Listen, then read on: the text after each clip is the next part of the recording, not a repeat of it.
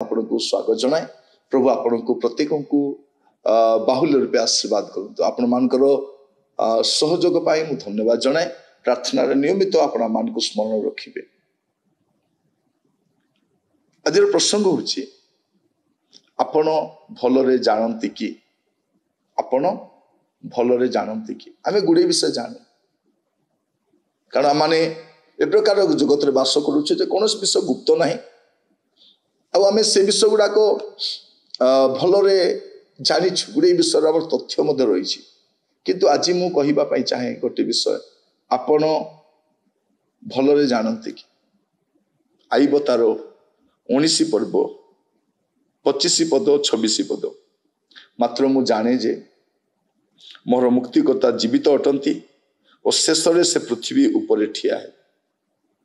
आईब कहते मु बलका विषय केते जानी मु जाने ना से कहते मु जाने जे मोहर मुक्तिकर्ता जीवित अटंती और शेष से पृथ्वी उपर ठिया हेबे।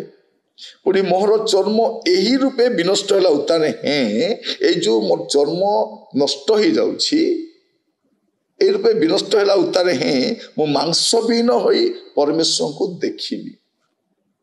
एटा से भलरे जानि आपण जानती कि एई कथा आपण भलरे जानती कि एटा मु पचारिबा पई चाहे। आज प्रसंग होछि आपण भलरे जानती कि आईब कहउछथि मु जाने जे मोहर मुक्तिकर्ता जीवित अटंती।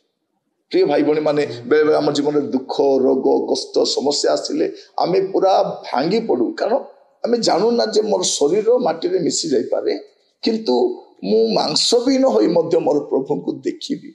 जते आपण बा मु ख्रीष्ट विश्वासी माने कोनसे रोगरे रोगाक्रांत होछु हे तो काली आमे कोनसे रोगरे चली जाई पारे आमे मृत्यु भोग ही पारे किंतु आमे मांसहीन होई मध्य एक दिन आसीबो हमर मुक्तिकर्ता को आमे देखिबा।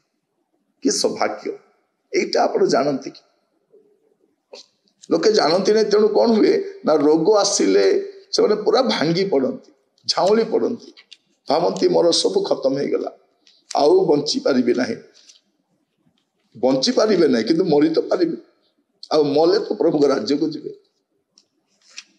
आउ केते दिन बंचिबा जगत अच्छी रहीछु दिने हमको जीवा पई पड़िबो। आपण भलरे जानती कि आईब कौन कहते 42 पर्व 2 पदरे मु जाने जे तुम्हें सब कर तुमर कौन सी संकल्प निवारण करा जाए न पारे से कहते मु जाने तुम्हें सब कर केते सुंदर प्रभु को ऊपर ज्ञान देखंतु आमे बेले बेले नाम प्रभु कौन करि परिबे एटा कौन प्रभु को द्वारा हबो एटा तो तांको द्वारा हेबो एटा तो सीए करि परिबे एटा तो ये करि परिबे एटा कौन प्रभु को जणैबा। आईब कौन कहउछन देखंतु मु जाने जे तुमे सब करि पारो मु जाने जे मु मांस बिन होई मद मो प्रभु को देखिबी एटा तांकर उक्ति।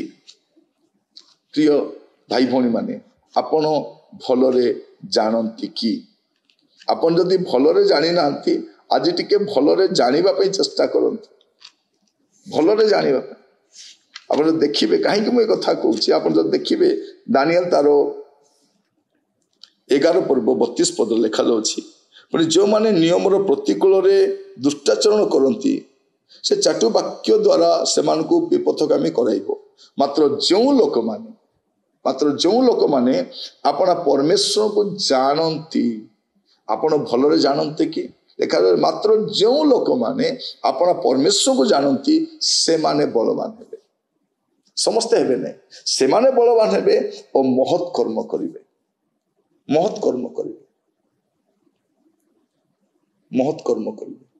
आज टिके आमे चिंता कर देखू मु मोर प्रभु को केते जाने मोर प्रभु को ऊपर मोर धारणा कर आपण भलरे जानती एमाने सब जानिबा वाला तेणु एमान जीवन में कौन सी परिस्थिति आसिले मध्य एमाने विचलित होना आमे जेमतिका हंतसंत होचु आमे जेमतिका विचलित होचु एमाने सेमति हुअंती कारण एमाने जानिबा लोक माने आपण को भी कहबा आपण भी जानि परिबे आपण भलरे तांको जानत भलरे जानिले भलर धरिक रखिबे भलरे जानिले भल परिस्थिति बा खराब परिस्थिति रे आपण प्रभु रे स्थिर रही पारिबे ଆପଣ ଦେଖିବେ 2 ତିମୋଥୀ ତାର 1ମ ଅଧ୍ୟାୟ ତାର 12 ପଦରେ ସାଧୁ ପାଉଲ ଗୋଟେ କଥା କୁହନ୍ତି,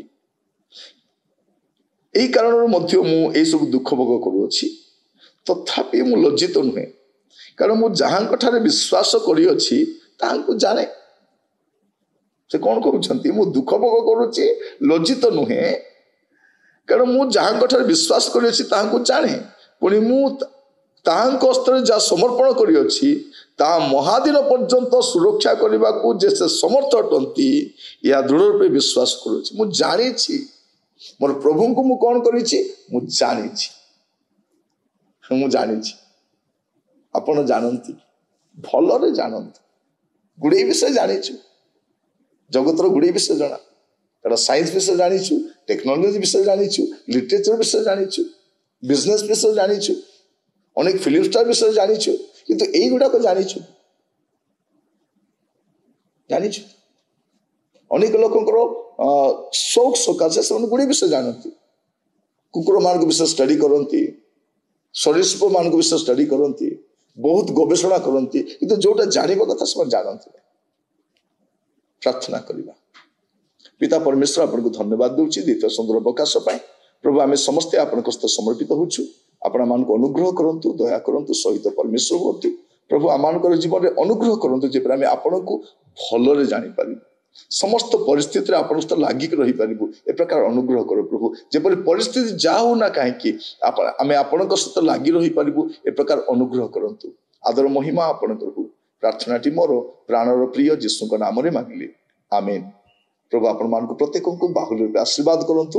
ନମସ୍କାର।